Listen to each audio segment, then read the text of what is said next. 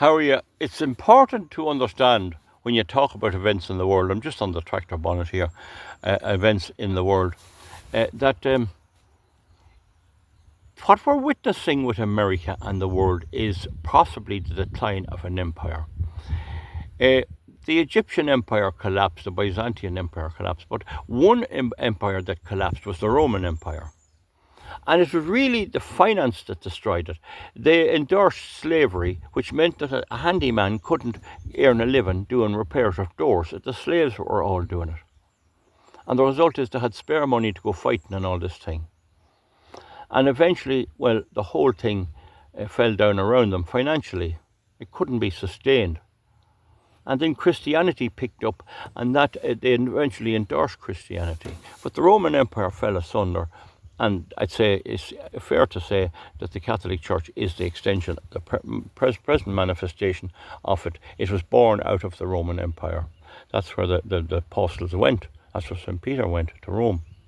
Anyway, it collapsed. Now, there was a bit of a French Empire and a bit of a German Empire. The French one was more successful over in Vietnam and all them kind of places, and Morocco. The Germans were a bit slow on the scene. But the next thing, there was the First World War, and they got trounced. Now, the British Empire was going well at the time of the First World War, but they had been through a good few wars as well, and it had cost them an absolute fortune.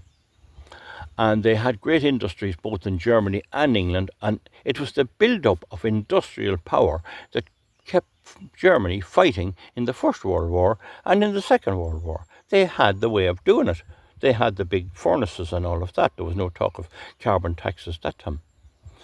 But the Second World War drained England out and put them in debt.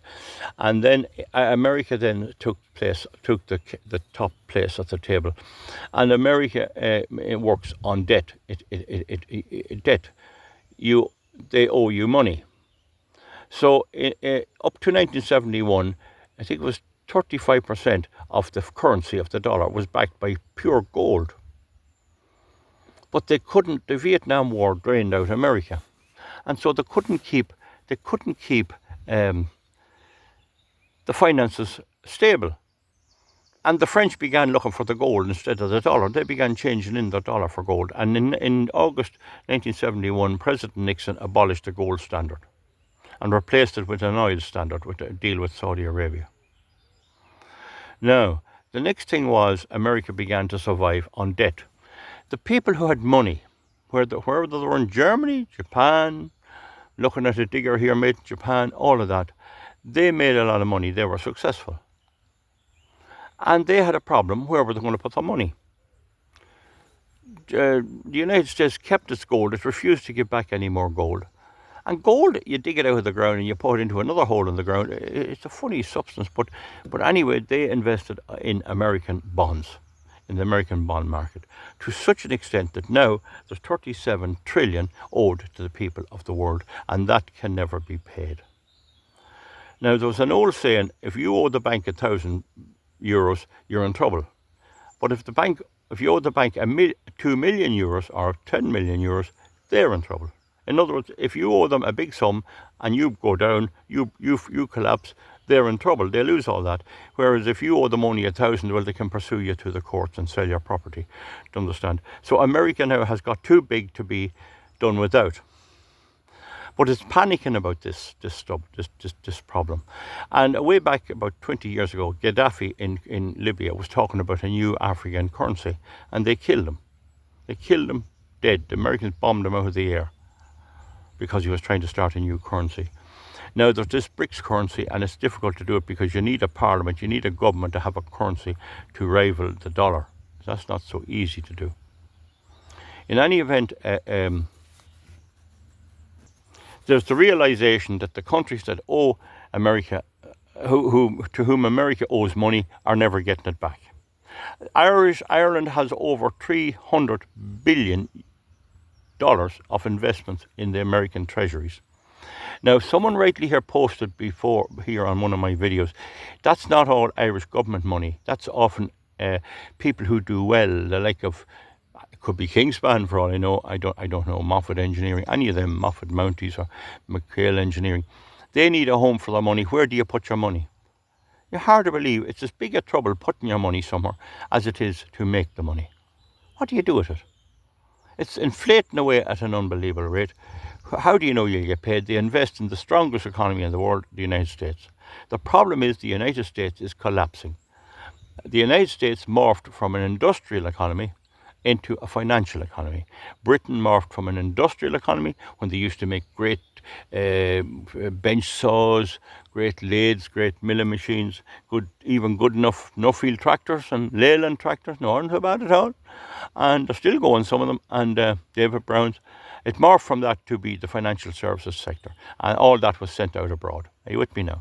So anyway, America now, Britain gave up, Britain lost, they lost to America. They're no longer a world power. Their empire collapsed. It collapsed all around them.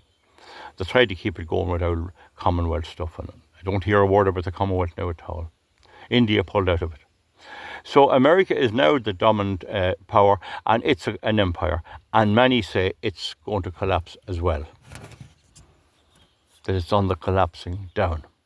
Now, some will say that Trump's tariffs are just an effort to stop people going over. And he has promised that anyone that tries to set up an alternative currency to the dollar will be penalised. And he has something like 50% tariffs on some things. And this is why China is seen as this big enemy.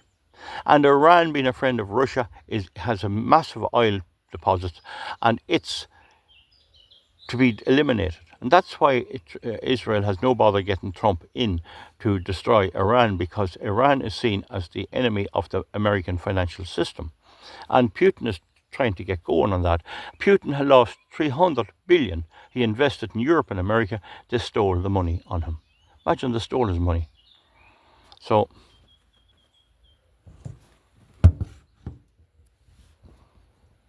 now, folks, I pressed the button there. There was a bit of a pause, but the Iranians are bombing the daylights out of the Israelis, and the Israelis are bombing the Iranians, and the Iranians are getting through with about 3 out of every 100 missiles, I think. They're getting through it enough to do unbelievable damage, and unbelievable damage happening. So that's not good. One of the things I said before, I'm just after pressing the button, I think I was on pause there for a while unknown to it. A lot of things that you won't hear anywhere except on Real True Education, not fake news, is that the Chinese have built a railway line right through to Iran, to western Iran. Therefore, there's reports the Chinese have sent in missiles, and I believe they have. They've sent in missiles to Iran from China via this railway line. Now, there's no planes bringing it in. It's on the rail, and if the rail is bombed, they simply build it up again. Not a big job. So it looks like China is back in Iran. China does not want the Straits of Hormuz blocked. That's a source of its fuel. Iran has a lot of resources, and the United States is intent on grabbing it, and Israel wants to grab it, and whether they will or not is another day's work. So that's very important to understand. The other thing is the Russians are warning against attacks on Iran. Now, Iran is a supporter of Russia. And then the Russians know that if the Iranians are beaten, the next thing it'll be forced into NATO. So you see, the West will never stop grabbing. And this huge debt they owe in America, that could be fixed if they could get the resources of Russia and spend it. Grab all the oil and all, and BlackRock and Vanguard, take all. They had all ready in Ukraine to go and rebuild Ukraine and get all the money and become billionaires and own all those resources and put them on the balance sheet. They'd all set for that. And now Russia is in there, and how are they going to get their land or their property or their mining rights with Putin there? Meanwhile, Putin is moving on over into West Ukraine. Zelensky flew to Canada to talk to Trump, and Trump was gone when he got over. So I'm giving you a fair rundown of it in less than 10 minutes about this, about American hegemony, about the fact that America has so much debt. It's so many people loaned it money by bonds that they never can repay it. And now those countries are panicking. They know they'll never get the money back. And if they annoy America, America will just stop paying them. So if you have 500 billion in a country invested in America and you annoy the Americans, they'll not pay you back your money. That is a big thing. How long that can last, I don't know.